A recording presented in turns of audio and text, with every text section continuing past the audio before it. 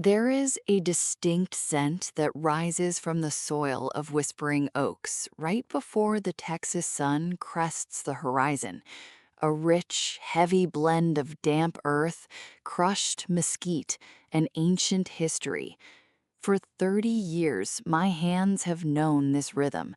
Every single morning, long before the rest of the world wakes up to chase shadows, I find myself right here, kneeling among my 40-year-old heritage roses. My worn leather boots are scarred with scuffs, and my fingernails carry the permanent stain of rich, dark loam. To anyone driving past our iron gates, I am simply an aging woman tending to flower beds. And at $85 million, dollars, with 3,500 acres of rolling pastures and century-old timber stretching as far as the eye can see, people tend to see only what their shallow ambitions allow them to see. My late husband, Thomas, used to tell me that land has a memory. It remembers every drop of sweat, every tear shed during the drought of '98, and every quiet promise made beneath the sprawling canopy of our live oaks. Thomas is gone now, resting beneath the shade of the eastern ridge, but the land remains. And over the past 30 decades, I have kept its heartbeat alive, single-handedly turning this sprawling Texas estate into a sanctuary of rare flora and sustainable heritage. That fragile peace was shattered precisely at 10 o'clock on a Tuesday morning. A sleek, midnight black European SUV kicked up a thick plume of caliche dust as it tore down the long, unpaved gravel drive, a drive meant for quiet arrivals, not reckless acceleration. The tires crunched to a sharp, jarring halt right beside my greenhouse. The doors swung open, and out stepped Victoria Vance.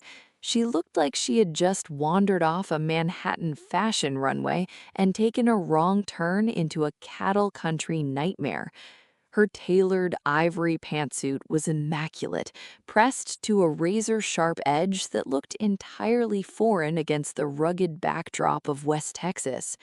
Perched precariously on her feet were crimson-soled Louboutin heels, sinking awkwardly 2 inches deep into the soft, freshly turned organic mulch of my garden beds. She didn't look down at me as a person. Her gaze slid right over my faded denim overalls, my dirt-smudged flannel shirt, and my straw sun hat with the frayed brim, dismissing me entirely as part of the landscaping. To her, I was merely background furniture, an aging ranch hand who came bundled with a massive property. Just then, my son Julian's pickup truck rumbled up behind the SUV. Julian stepped out, looking caught between the warmth of home and the suffocating pressure of the city life he had dipped his toes into. Before Julian could even close his truck door, Victoria pivoted on her sinking heels, her expression instantly transformed into a masterclass of performative sweetness. She practically bounded across the damp mulch, ignoring the way her expensive heels were being swallowed by the earth, and threw her slender arms around Julian's neck. Her voice cut through the quiet morning air, crystal clear and dripping with a honeyed condescension designed to be heard, yet carefully veiled as concern. "Oh, Julian, darling, thank goodness you brought me here. But honestly, keeping an aging ranch hand out here in this blistering heat all day long, it's practically medieval. You really need to hire a proper groundskeeping agency to manage these old women before we start construction. She looks exhausted." Julian froze. I could see the immediate tension lock up the muscles in his jaw. He looked from Victoria's bright, plastic smile down to me, kneeling quietly with a handful of dark soil. I didn't flinch. I didn't raise my voice, and I certainly didn't rush to stand up and correct her ignorant assumption. Instead, I slowly unclipped my gardening shears, set them gently into my wooden basket, and peeled off my dirt-stained leather gloves one finger at a time. I let the silence stretch out, heavy and suffocating, wrapping around them like a noose of their own making. Victoria stood there, completely unaware that the woman she had just dismissed as an expendable servant was the sole architect, owner, and legal guardian of every single blade of grass, every drop of well water, and every square inch of the $85 million estate she was already planning to carve up. She thought she was stepping into a quiet farmhouse to claim her prize. She had no idea she was walking straight into a trap of her own arrogant design. I stood up slowly, brushing the loose dirt from my knees, looking her dead in the eye with a calm, unreadable smile. "Welcome to Whispering Oaks, Victoria. Make yourself comfortable. The real show hasn't even started yet." The transition from the rugged dirt of the pastures into the formal dining room of Whispering Oaks always felt like stepping across decades of history. That evening, as the heavy walnut doors clicked shut behind us, the air inside was thick with the rich, earthy aromas of roasted root vegetables and grass-fed beef raised right here on the valley floor. Thomas, our loyal butler of nearly 40 years, moved quietly in the background, serving a meal harvested entirely from the soil I had spent my life nurturing. But no amount of homegrown warmth could soften the chill Victoria brought into the room. She had changed into a minimalist silk dress that cost more than a prime breeding calf, her hair pulled back into a severe, architectural knot. From the very first course, her attention wasn't on the food or the quiet dignity of the walls around her. It was entirely consumed by a restless assessment of square footage and potential market returns. Her eyes darted up toward the ceiling, tracing the sweeping curves of the 19th century crystal chandelier that Thomas had meticulously cleaned by hand every single month for decades. To her, a house with a history wasn't a sanctuary, but an unfinished canvas waiting for a demolition crew.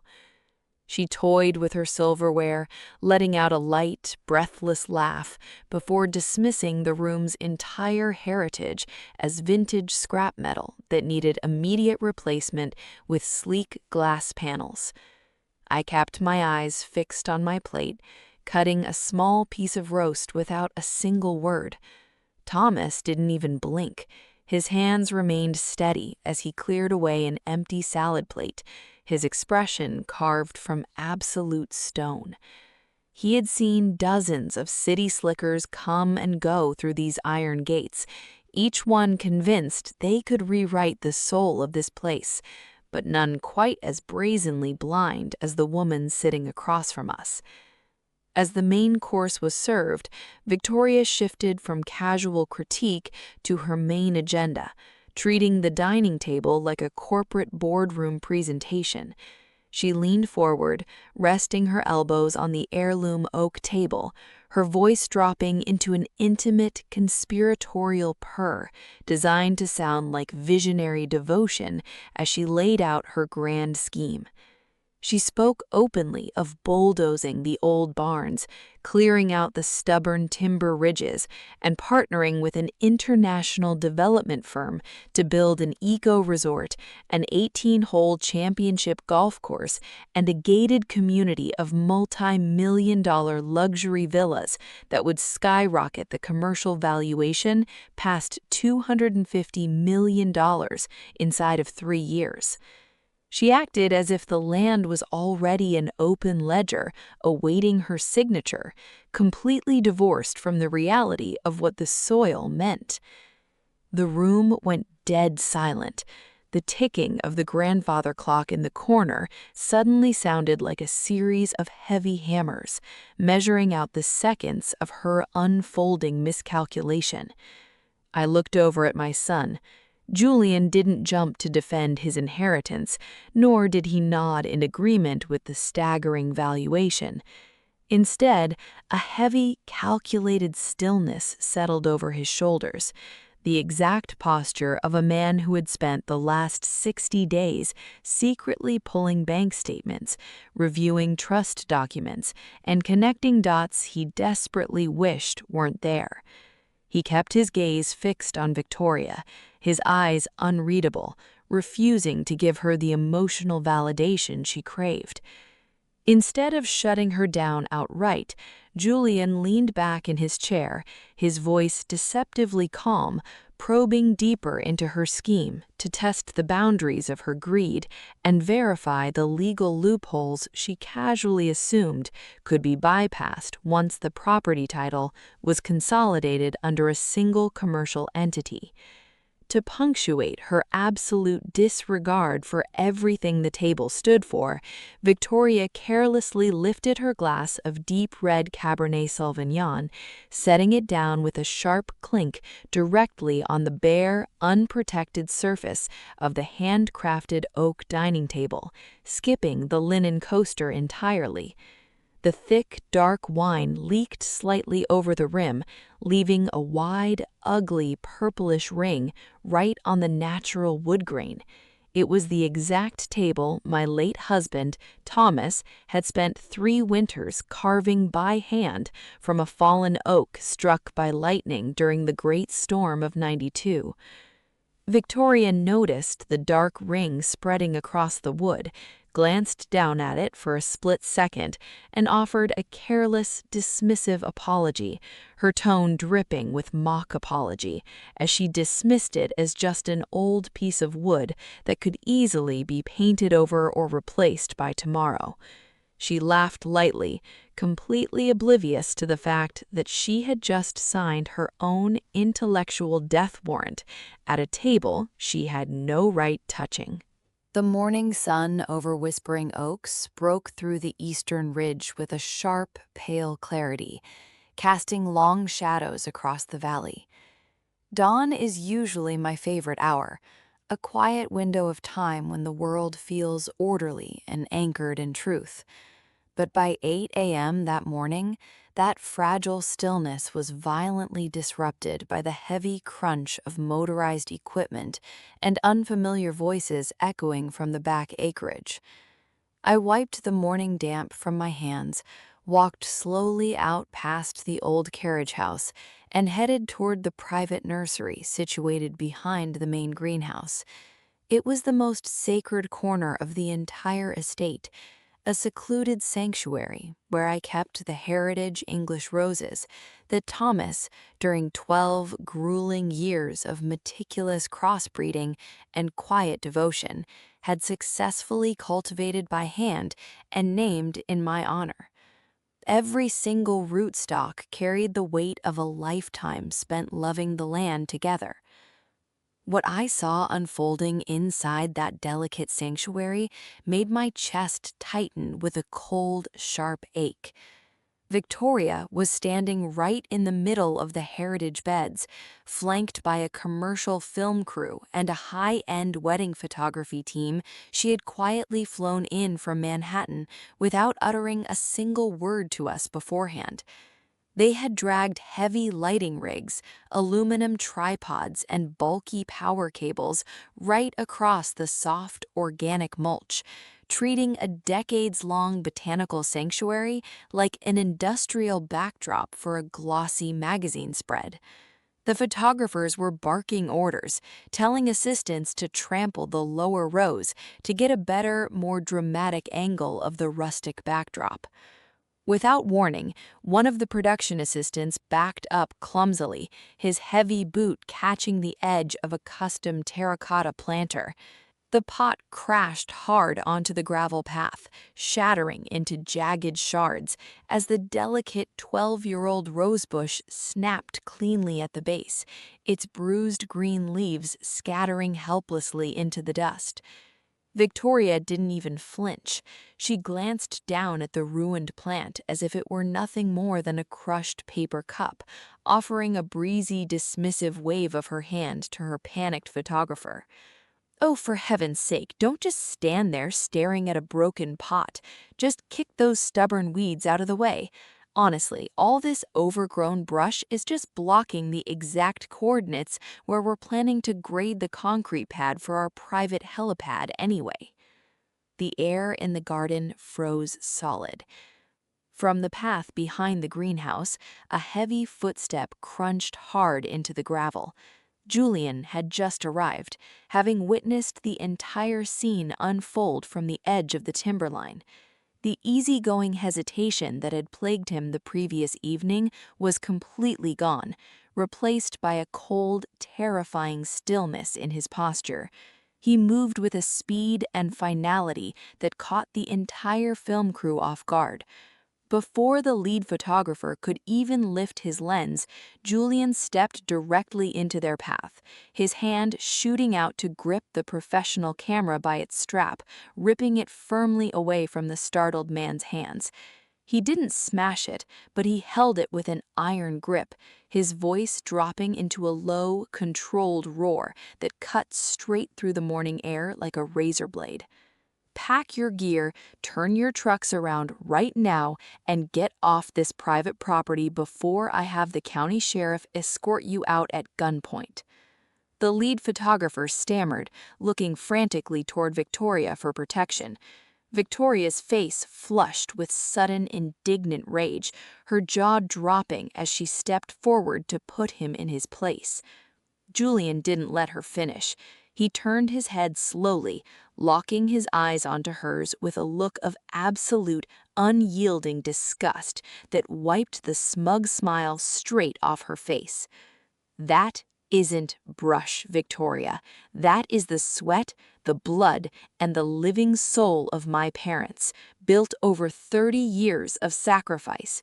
You do not own this land, and you have no right to touch a single leaf of it. Silence rushed back into the nursery, heavy and absolute. The crew members scrambled backward, hurriedly ripping down their tripods and tossing gear into their bags under Julian's unblinking glare. Victoria stood frozen in the center of the crushed rose petals, her mouth opening and closing as she realized the absolute authority she thought she held was rapidly slipping through her manicured fingers. I stood quietly under the shadow of the live oaks some 50 yards away, watching the entire exchange unfold without uttering a single word. My hands remained tucked inside my pockets, my fingers brushing against the worn leather of my gardening clippers. I didn't need to step in. I watched my son stand tall against the tide of arrogance, drawing a hard, unyielding line between the values of those who bleed for the land and those who only know how to consume it. For the first time in a long time, a quiet, profound pride warmed my chest. The roots of Whispering Oaks ran deeper than any concrete foundation could ever hope to bury. The formal dining room at Whispering Oaks felt less like a place of shared family nourishment and more like a staging ground for a calculated corporate takeover as Victoria slid a thick, dark blue legal dossier across the table, demanding the transfer of the $85 million estate with condescending warmth, while Sarah prepared to sign under absolute silence. The harsh sunlight of the morning confrontation at the nursery had long since faded into the deep, heavy shadows of evening, but the chill it left behind lingered stubbornly in the air. By the time night fully claimed the sprawling valley of Whispering Oaks, the formal dining room felt less like a place of shared family nourishment and more like a quiet arena where a final, calculated power grab was about to unfold. Victoria had clearly decided that waiting until after the wedding ceremony was an unnecessary luxury, a risk to her timeline she was no longer willing to tolerate. The harsh, defensive annoyance she had worn earlier that day had vanished completely from her sharp, polished features, replaced instead with a cold, predatory composure disguised as a visionary devotion. As Thomas moved quietly around the table, clearing away the empty appetizer plates with his customary unreadable grace, Victoria made her move. Without warning, she reached down to the floor beside her chair and lifted a sleek, expensive leather briefcase. With a sharp, metallic click of its brass latches, she pulled out a thick, heavy stack of legal documents and slid them across the polished mahogany table toward my place setting. The papers were bound tightly in dark blue cardstock, stamped with the gleaming gold-embossed letterhead of a prominent corporate law firm located right in the heart of Manhattan. It was a massive dossier of legal engineering, assembled in absolute secrecy, designed to wipe out decades of history, labor, and ownership with just a few strokes of a fountain pen. To her, I was nothing more than an unlettered, aging widow from rural Texas who wouldn't know the difference between a county tax lien and a livestock bill of sale.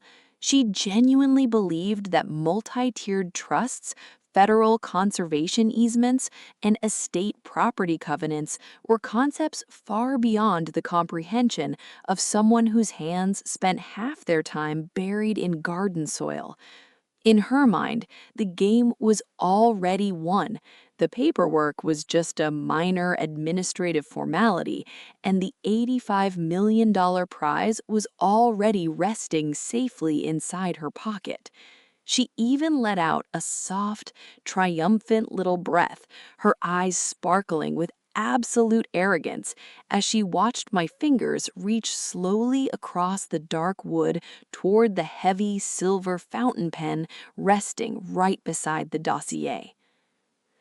The silence that rushed into the dining room at that exact moment was absolute, heavy, and profound, broken only by the faint, distant howling of the night wind scraping against the window panes.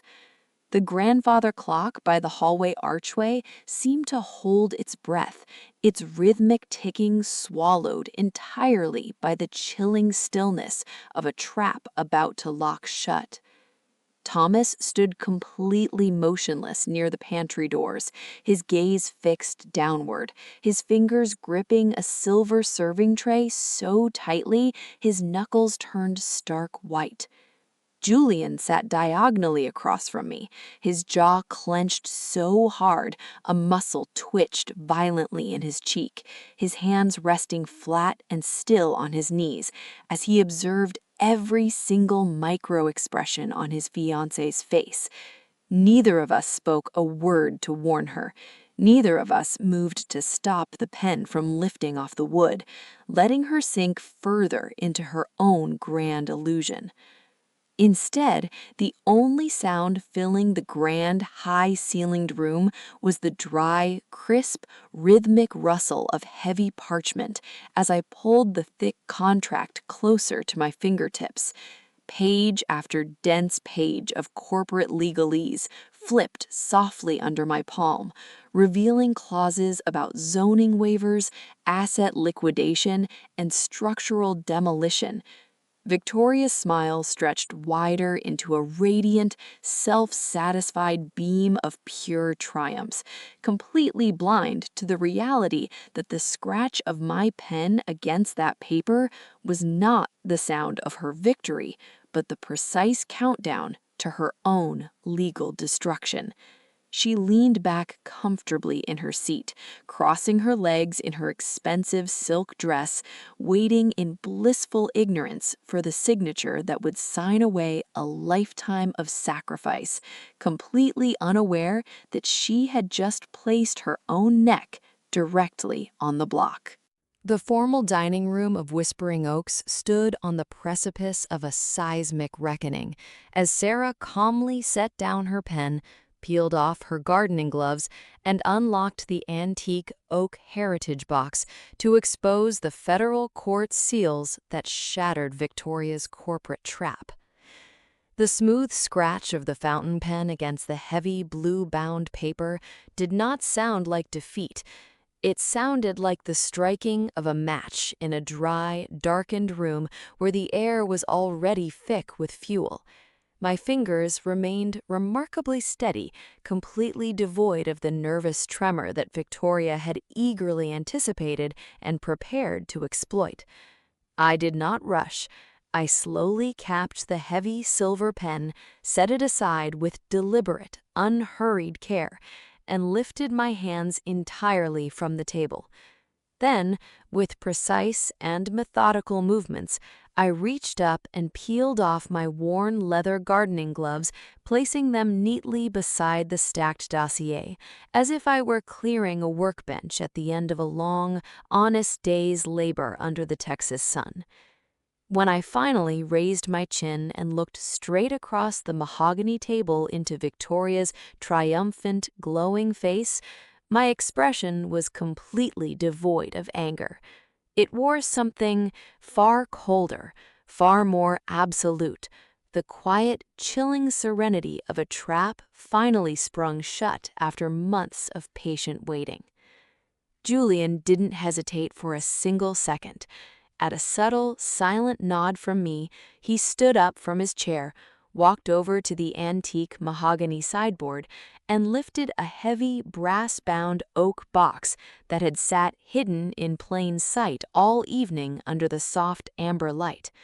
With a dull, echoing thump, he set the antique wooden box directly in the center of the table, right on top of the Manhattan law firm's pristine blue folders. The lid was deeply aged, scarred by decades of history and weather, bearing the hand-carved initials of an estate far older, far deeper, and far more powerful than any modern corporate startup registered in Delaware. With a small polished brass key that hung securely from a thin silver chain around my neck, I turned the lock. The lid swung open with a soft, dry creak, revealing not family trinkets or sentimental old photographs, but rows of stiff, heavy legal parchment bound with official ribbons and embossed with the crimson, unyielding stamps of the Texas Supreme Court and the Federal Department of Agriculture. Victoria's triumphant smile faltered for a fraction of a second, replaced by a sudden, fleeting shadow of confusion as she stared down at the official seals of the documents spread before her. She reached out with a trembling, manicured hand, trying to grab the edge of the blue binder, as if she could somehow rewrite federal property jurisdiction with the flick of her wrist, but her fingers only brushed against empty air. Thomas stood quietly by the doorway, his face remaining as unreadable as stone, while Julian looked down at his fiancée with a gaze so heavy and devoid of warmth that it effectively erased any remaining illusion of their shared future. Victoria's chest rose and fell in shallow, rapid gasps as the terrifying magnitude of her checkmate finally settled over her, realizing too late that the woman sitting across from her wasn't a helpless victim to be exploited, but the master architect behind every inch of the land she thought she had already won. The absolute silence that reclaimed the room confirmed that her game was permanently over, locking her defeat into stone. The silence in the room didn't feel peaceful anymore. It felt heavy, like the stillness right before a storm breaks over the valley. Victoria was still standing by the dining table, her glass of wine half raised, her expression locked in that familiar, calculated smirk that suggested she believed she was untouchable. She looked at me, then at Julian, as if we were actors in a play she had written and directed herself. She thought she had secured the land, the status, and the security she had schemed for over the past 3 months. She had no idea that the foundation she built her entire future on was already crumbling into dust. Right at that exact second, the sharp, relentless buzzing of Victoria's phone shattered the quiet. It wasn't just a single notification, it was a continuous vibrating rhythm that wouldn't stop. I watched as her annoyance flared, her eyebrows knitting together as she pulled the sleek device from her blazer pocket.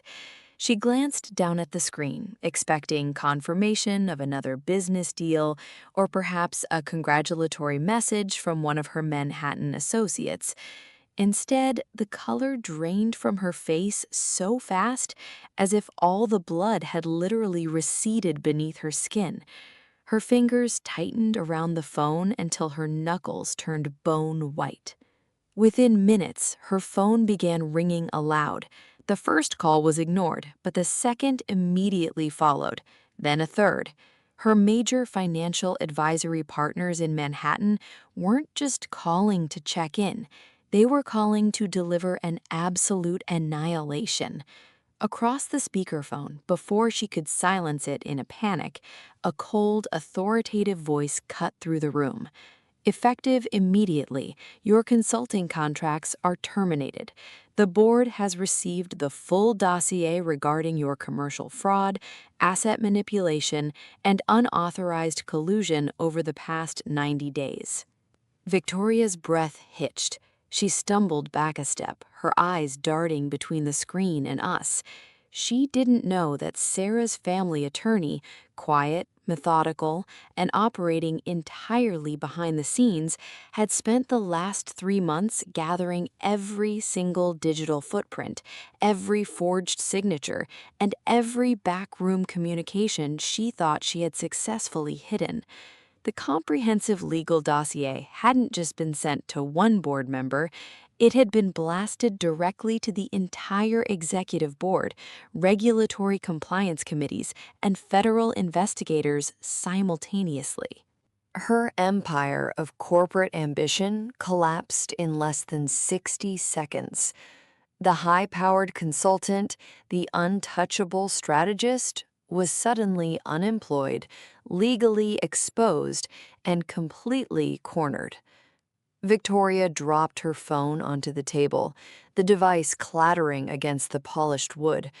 Her hands were shaking uncontrollably now, her carefully maintained composure shattering into jagged, useless pieces. She looked at me, desperation finally bleeding into her voice, her eyes wide with a frantic, animalistic panic. "You did this," she breathed out, her voice cracking, the polished articulation completely gone, replaced by raw, venomous accusation. "You planned this from the beginning. You set me up." I didn't flinch. I didn't raise my voice. I just looked straight into her eyes and delivered the only truth that mattered. A single line meant to strip away every ounce of her remaining dignity. "You didn't need any help destroying yourself, Victoria. Greed was just too efficient an executioner." Before she could recover or lash out again, Julian moved. He didn't yell, he didn't make a grand theatrical gesture. With a calm, deliberate motion, Julian stood up from his chair. He reached his left hand down, slid the heavy diamond engagement ring off his finger, the ring he had bought before he truly understood what loyalty meant, and placed it quietly, almost gently, right beside Victoria's stained wineglass. The ring sat there, glinting under the warm chandelier light, a silent monument to a relationship built on calculation rather than love. Julian looked down at her, his expression entirely devoid of warmth, pity, or anger, just absolute, freezing indifference. "You never understood the value of real connection, Victoria. You only ever saw people as stepping stones.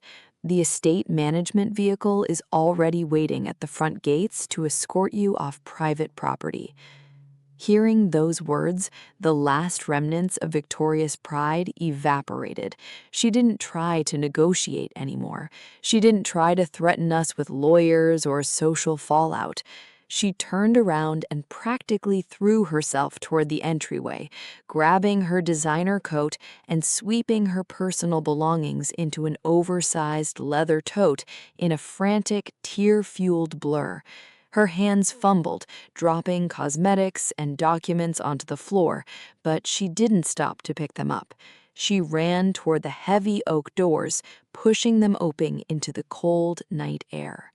I stood by the window as I watched her stumble down the stone steps of Whispering Oaks. The estate's private security vehicle sat waiting at the entrance of the historic wooden gates, its headlights slicing blinding white beams through the dark, foggy night. The sharp glare caught her in mid-stride, illuminating her tears of bitter humiliation, her designer heels sinking clumsily into the gravel driveway. As she climbed into the back of the transport vehicle, the doors shut with a heavy, final thud. The car pulled away, carrying her back to the city she tried to conquer, leaving behind an empty road and an estate finally cleansed of her deceit. The quiet returned to Whispering Oaks, not an eerie quiet, but a deep, healing silence. The air smelled of damp earth and pine, clean and entirely unburdened. The storm had finally passed, and whatever was left to rebuild could finally begin under a clear sky. The first rays of sunlight didn't just break over Whispering Oaks, they swept across it like a quiet, restorative promise. By 6 in the morning, the golden light had already settled deep into the soil of those 3,500 acres, warming the mist that still lingered above the pastures. There was no noise of engines, no shouting, no hurried footsteps, just the clean, sharp smell of damp earth, wet grass, and the faint, unmistakable fragrance of heritage roses blooming near the eastern fence line. For the first time in months, the air didn't feel heavy. It felt breathable, real. I stood on the porch for a long moment, watching the shadows stretch and fade across the yard. My phone lay on the wooden table behind me, silent, its screen dark. The frantic calls, the threats, the legal notices demanding signatures, they had all stopped. The storm hadn't just passed, it had cleared the air entirely, leaving behind the quiet truth of what always survives when the noise dies down. Julian stepped out onto the porch beside me, his boots laced up, holding 2 pruning shears.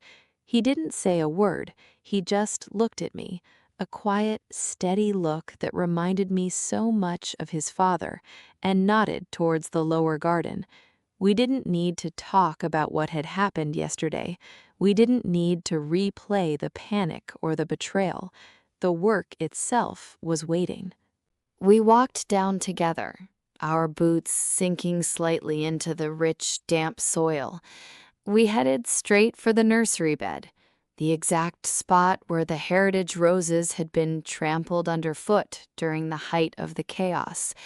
The stems had been snapped, the petals crushed into the dirt, looking completely ruined to anyone who knew the resilience of things rooted deep.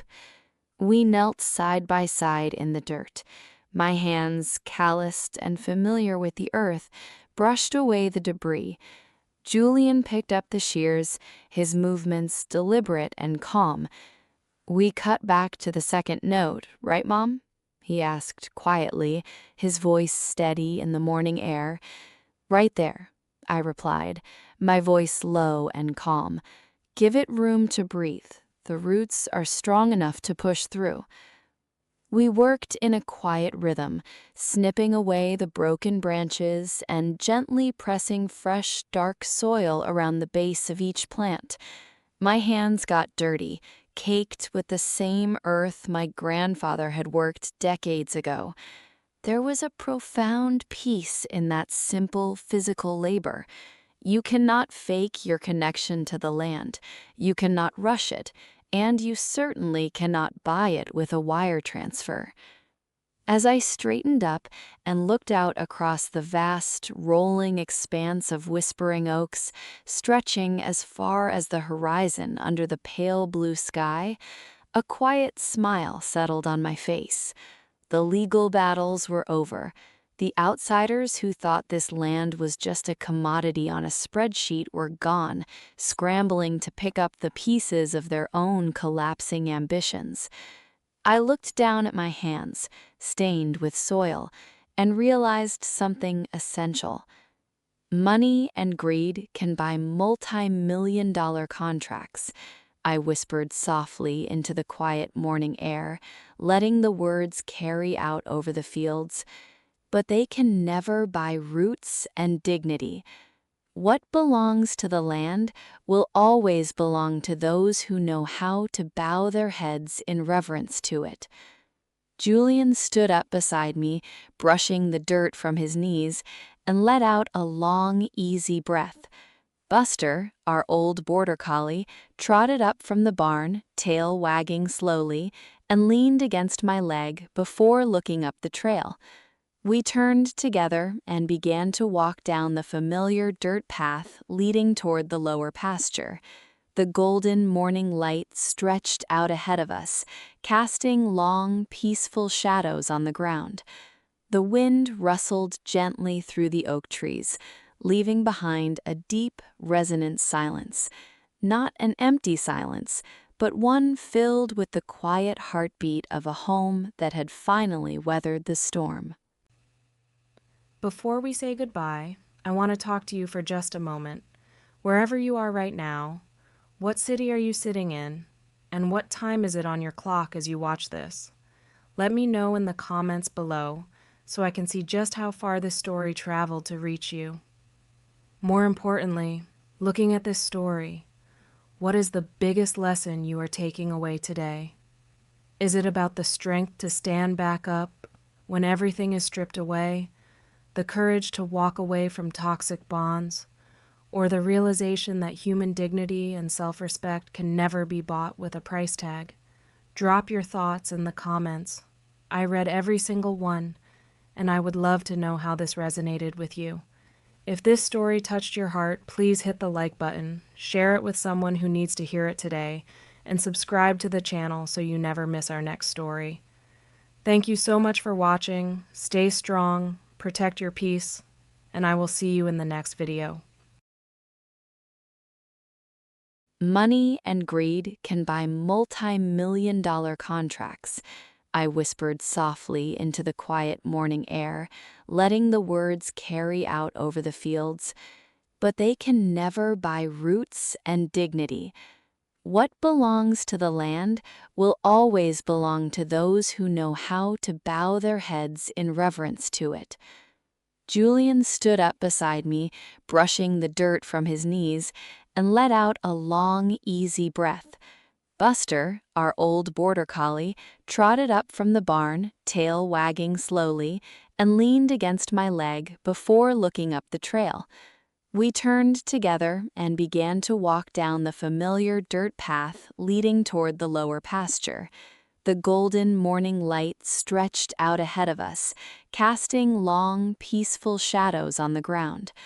The wind rustled gently through the oak trees, leaving behind a deep, resonant silence. Not an empty silence, but one filled with the quiet heartbeat of a home that had finally weathered the storm. Before we say goodbye, I want to talk to you for just a moment. Wherever you are right now, what city are you sitting in, and what time is it on your clock as you watch this? Let me know in the comments below so I can see just how far this story traveled to reach you. More importantly, looking at this story, what is the biggest lesson you are taking away today? Is it about the strength to stand back up when everything is stripped away? The courage to walk away from toxic bonds, or the realization that human dignity and self-respect can never be bought with a price tag, drop your thoughts in the comments. I read every single one, and I would love to know how this resonated with you. If this story touched your heart, please hit the like button, share it with someone who needs to hear it today, and subscribe to the channel so you never miss our next story. Thank you so much for watching. Stay strong, protect your peace, and I will see you in the next video.